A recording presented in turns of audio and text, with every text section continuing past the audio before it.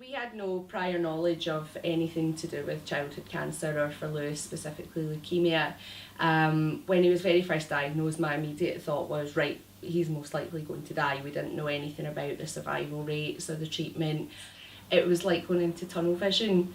Sort of everything around me, it was like a physical reaction. You felt like you were dizzy, you felt like the only thing in the world was what was immediately in front of you. For the first few weeks of Lewis's treatment, it was very intense. It was all hospital based, and it was all very high dose medication. That's when all the dramatic things happen. He got his line put in, his hair came out, he gained a lot of weight. The physical changes were really obvious. He sort of went in on himself quite a lot. He became quite shy for a long time, and especially when he lost his hair, which to me, for a child of that age, was quite, I didn't think he would bother, because it's, to a 2.5-year-old boy, what's hair?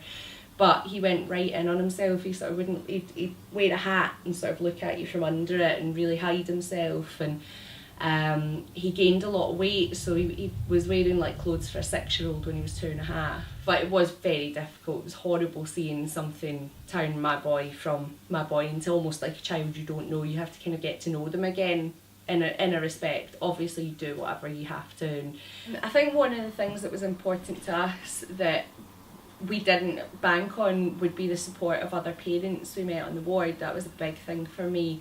The woman in my life was my complete best friend I met on the ward, and both our children were friends. And I don't think you realise that you'll gain a whole new support network within that situation that you can really rely on. It was the most amazing day we could ever imagine. The day that he got his all clear, it was the best day I could ever imagine. It was the day you thought wouldn't come but does. So yeah, it still makes me feel really kind of, wow, you did it kind of thing. It's just really just puts things in perspective, I think, definitely. Today's a 6-year-old. He's crazy. He's very he's boisterous. He's loud. He runs around. He fights with his brother. He plays football. He's into, action things, Power Rangers, and I don't know, all the other stuff like that. And he's definitely come out of himself again. He's quite open to people. He'll chat away to people, and he definitely doesn't strike me as a shy child anymore.